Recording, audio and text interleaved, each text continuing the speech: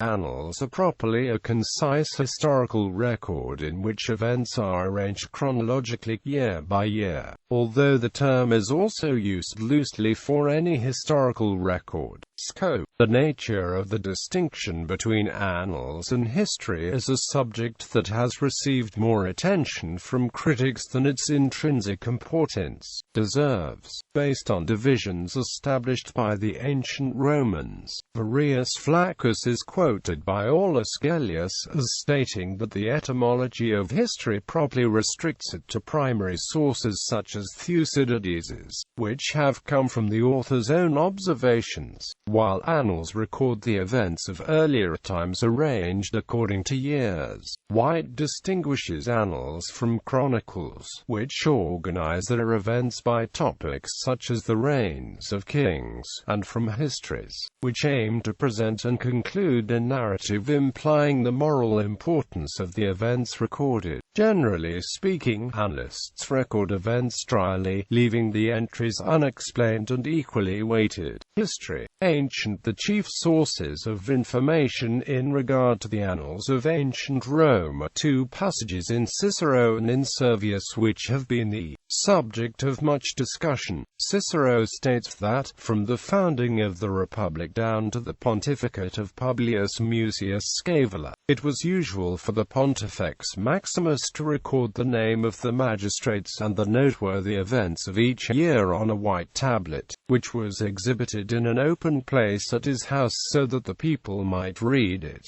Servius states the events were written for each day. In the late Republic, these were known as the Annales Maximi. After the pontificate of Publius, annals were compiled by various unofficial writers, of whom Cicero names Cato, Pictor, and Piso. These annals have been generally regarded as the same with the Commentarii Pontificum cited by Livy, but there seems reason to believe that the two were distinct, with the Commentarii being fuller and more circumstantial. Varius Flaccus's division of genres is borne out in the common division of Tacitus's works into annals and histories, although he did not use those titles to refer to his own works. Medieval. Among the early Christians, it was common to establish the date of Easter by asking local Jews for the date of Passover and either using that date or the nearest Sunday to it. By the end of the 3rd century, this date sometimes occurred before the spring equinox and frequently varied from city to city. Following the 325 Council of Nicaea, Easter tables began to be drawn up according to various methods of computing Easter, often running from the Passion until decades or centuries into the future. Beginning in Ireland, Wales, and England in the 7th century, monks began to briefly note important events of the year as marginalia in these tables.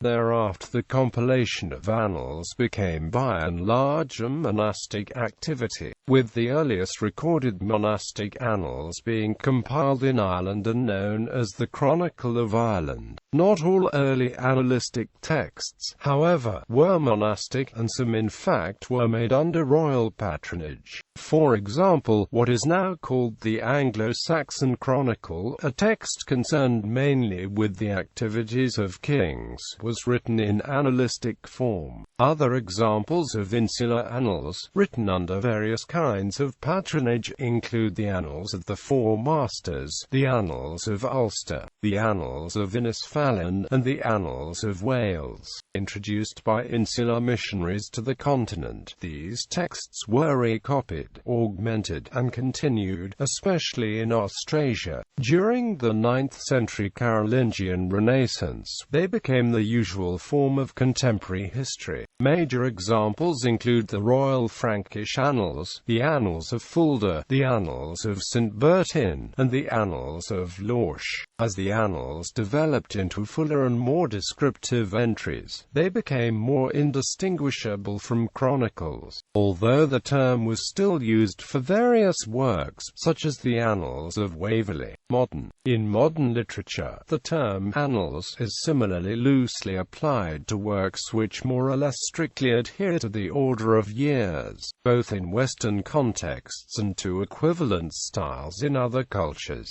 It is also applied to various periodicals, particularly peer-reviewed journals in the sciences, after the model of Lavoisier's Annales de chimie et de physique.